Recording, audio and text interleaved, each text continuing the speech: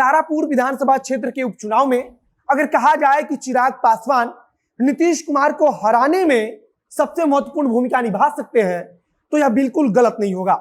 हम ऐसा इसलिए बोल रहे हैं क्योंकि आप जब पिछले विधानसभा चुनाव के दौरान का गणित को समझेंगे तो आपको भी लगेगा कि अगर चिराग पासवान पिछली बार जैसा कुछ इस बार करने में सफल हो जाते हैं तो नीतीश कुमार की पार्टी वहां से इस बार चुनाव हार भी सकती है।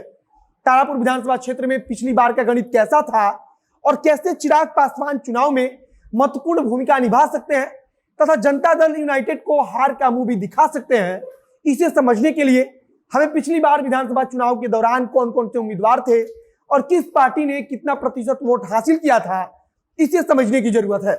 इसके अलावा इस बार तेजस्वी यादव और चिराग पासवान के बीच किस प्रकार के रिश्ते बने हैं, यह भी तेजस्वी यादव के लिए बेहद महत्वपूर्ण हो सकता है। चिराग पासवान को बिहार के राजनीति में एक ऐसे नेता के रूप में देखा जा रहा है जो खुद के दम पर कुछ बड़ा हासिल तो नहीं कर सकता, लेकिन अगर कोशिश कर ले तो कुछ बड़ा करने वालों को अच्छा खासा नुकसान पहुंचा सकते हैं। यही बात और खूबी रामविलास पासवान के अंदर भी थी और इसी कारण रामविलास पासवान हर सरकार में मंत्री पद तक पहुंचते रहे। अब आगे तारापुर विधानसभा सीट के बारे में अच्छे से समझेंगे और जानेंगे कि कैसे परिस्थितियां जदयू के खिलाफ भी जा सकती है। नमस्कार, मेरा नाम है मोहित कुमार सिंह और आप देख रहे हैं हमारा विशेष कार्यक्रम एक्सप्लेनर।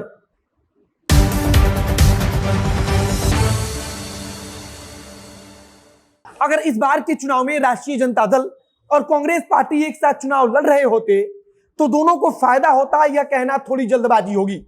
और राजद और कांग्रेस अलग अलग चुनाव लड़कर जदयू के लिए राह थोड़ी आसान कर रहे हैं, यह भी कहना जल्दबाजी होगी।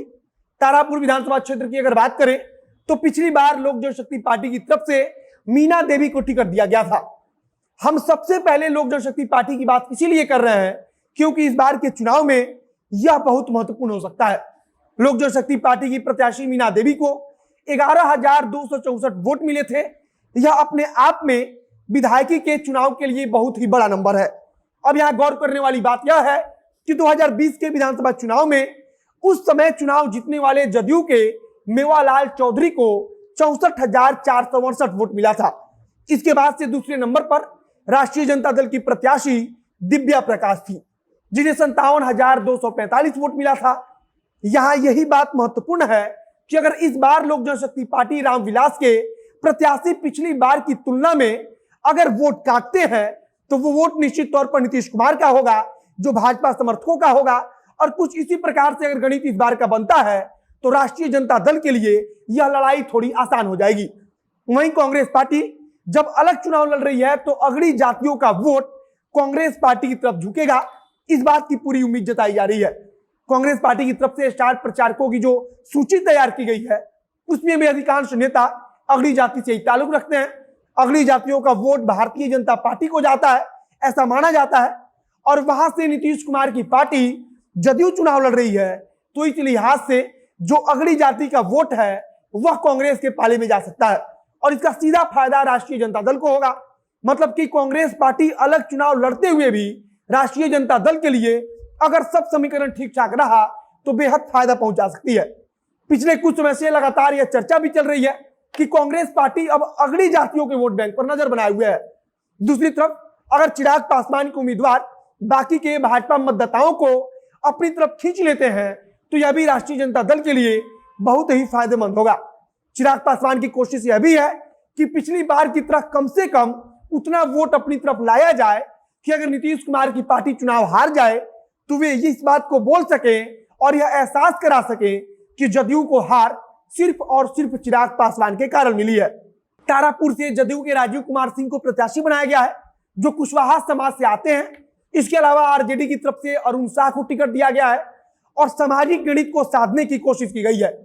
पिछली बार निर्दलीय उम्मीदवारों की संख्या भी ज्यादा थी और छोटे दलों से लड़ने वालों की संख्या भी ज्यादा थी, लेकिन उपचुनाव में उनकी संख्या भी कम है। पिछली बार के विधानसभा चुनाव में चिराग पासवान के उम्मीदवार मीना देवी को लगभग 6.5% वोट मिला था। वहीं जदयू को मेवालाल चौधरी को 36.93% वोट मिला था। दूसरे नंबर पर राष्ट्रीय जनता दल की दिव्या प्रकाश रही थी जिन्हें 32.8% मत प्राप्त हुआ था। अगर उम्मीद के मुताबिक इस बार कांग्रेस पार्टी अगड़ी जातियों का वोट अपनी तरफ खींच लेती है तो निश्चित रूप से राष्ट्रीय जनता दल को एक प्रकार की बढ़त मिल सकती है। हालांकि विशेषज्ञों द्वारा जो अनुमान लगाया जाता है वह कई बार असल में उल्टा भी पड़ता है, लेकिन फिर भी सामाजिक गणित चुनाव में काफी ज्यादा असर डालता है। आगे नेताओं द्वारा किया जाने वाला चुनाव प्रचार भी काफी मायने रखेगा। आगे जो कुछ भी नई जानकारी आएगी उसे आप तक पहुंचाएंगे। इस वीडियो को यहीं समाप्त करते हैं। वीडियो को शेयर कीजिएगा। अगर फेसबुक पर देख रहे हैं तो पेज को लाइक कर लीजिए, और अगर यूट्यूब पर देख रहे हैं चैनल को सब्सक्राइब कर लीजिए। बाकी मिलते हैं फिर बहुत जल्द अगले वीडियो में। अब अंत में मेरा नाम है मोहित कुमार सिंह और कैमरे के पीछे ओम प्रकाश खड़े हैं। बहुत बहुत धन्यवाद।